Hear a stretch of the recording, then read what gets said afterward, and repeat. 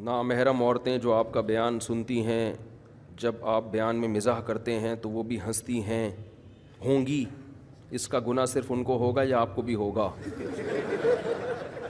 یعنی انہوں نے فرض کر لیا گناہ تو ہوگا ہی ہوگا، اب یہ فیصلہ کرنا ہے کہ صرف مجھے ہوگا یا ان کو بھی ہوگا، تو پہلے آپ نے یہ فرض کیوں کیا کہ گناہ ہوگا؟ دیکھو نامحرم کا مطلب کیا ہے، نامحرم کی طرف طبیعت مائل ہو رہی ہو، وہ ناجائز میلان جسے کہتے ہیں۔ نامحرم تو رسول اللہ صلی اللہ علیہ وسلم بھی صحابیات کے لیے تھے نا، لیکن آپ نے فرمایا کہ کوئی اس وقت تک مومن نہیں ہو سکتا جب تک اپنے مال سے، اولاد سے، ہر ایک سے زیادہ مجھ سے محبت نہ کرے۔ تو ان میں صحابیات بھی تھیں، لیکن محبت کی قسم ہوتی ہے، ایک محبت جس میں شہوت کا غلبہ ہوتا ہے، خواہش کا غلبہ ہوتا ہے، وہ تو عورت اپنے شوہر کے علاوہ کسی سے بھی نہیں، وہ تو بھائی سے بھی نہیں کر سکتی، وہ کسی سے بھی نہیں کر سکتی۔ اور ایک محبت وہ ہوتی ہے جو کسی کے تقوی کی وجہ سے ہو اور کسی سے عقیدت کی وجہ سے ہو، لیکن اس میں وہ خواہش کا غلبہ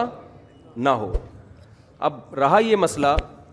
کہ احتیاط اسی میں ہے کہ خاتون کسی جوان آدمی کو نہ سنیں تو زیادہ احتیاط ہے، کیونکہ آج کل فساد کا دور ہے۔ تو میں تو نہیں کہتا کہ جوان لڑکیاں میرے بیانات سنیں،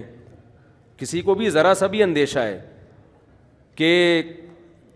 کوئی خدا نخواستہ کوئی نیگیٹو خیالات آ رہے ہیں، اول تو کوئی آنے کا، میں کوئی فلمی اداکار تو ہوں نہیں ہے،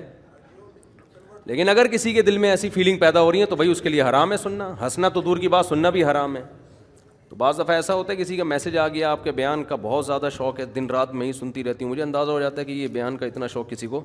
ہوتا نہیں ہے، تو میں کہتا ہوں آپ نہ سنیں، آپ مولانا طارق جمیل صاحب کا سن لیا کریں،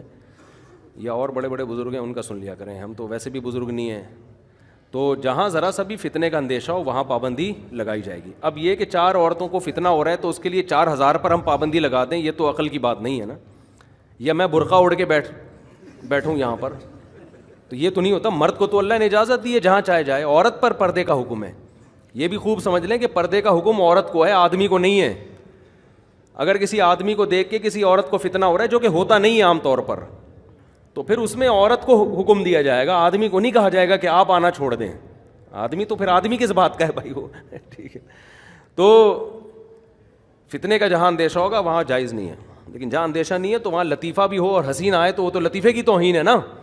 تو نامحرم کو بھی ایسی آئے گی، محرم کو بھی ایسی آئے گی۔ اس میں ہنسنے پر گورنمنٹ نے بھی کوئی پابندی نہیں لگائی، اللہ نے بھی کوئی پابندی نہیں لگائی، سمجھتے ہو؟